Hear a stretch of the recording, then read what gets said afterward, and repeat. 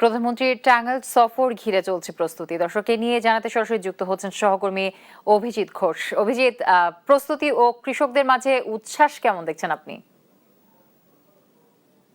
জি, জ্যোতি, আপনি জানেন যে যেহেতু প্রধানমন্ত্রী তারেক রহমান আগামীকালকে এই আমার যে পিছনে যে মঞ্চ দেখছেন এখানে আসবেন এবং কৃষকদের মাঝে তিনি কার্ড বিতরণ করবেন এবং আপনি জানেন যে এই 15 জন কৃষককে তিনি সরাসরি হাতে তুলে দেবেন কৃষক কার্ড। এরপরে পর্যায়ক্রমে এই বাকি কার্ডগুলো কৃষকদের হাতে তুলে দেবেন অন্যান্যরা।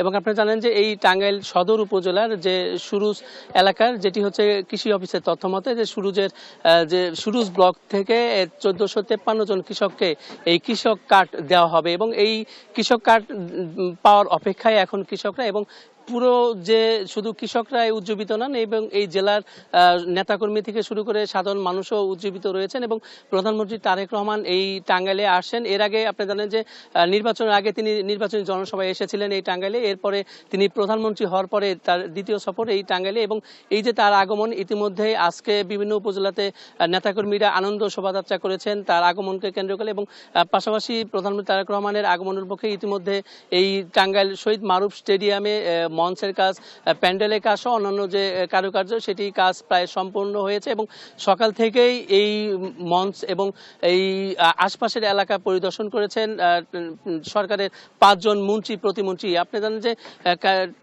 কৃষি মন্ত্রী আমিনুর রশিদ এবং মুক্তিযুদ্ধ মন্ত্রণালয়ের মন্ত্রী আহমেদ আজম খান, ডাক ও টেলিযোগাযোগ মন্ত্রী ফকির মাহবুব সনম এবং ক্রীড়ামন্ত্রী আমিনুল হক এবং টাঙ্গাইল সদর 5 আসনের এমপি এবং মৎস্য পানি সম্পদ প্রতিমন্ত্রী সুলতান সালাউদ্দিন টুকু সহ অন্যান্যরা এই মঞ্চ এরিয়া পরিদর্শন করেছেন। এবং আপনি জানেন যে আগামীকাল সকাল 10টায় তিনি মাওলানা ভাসানীর মাজার জিয়ারতের মধ্য দিয়ে তার কর্মসূচি শুরু হবে।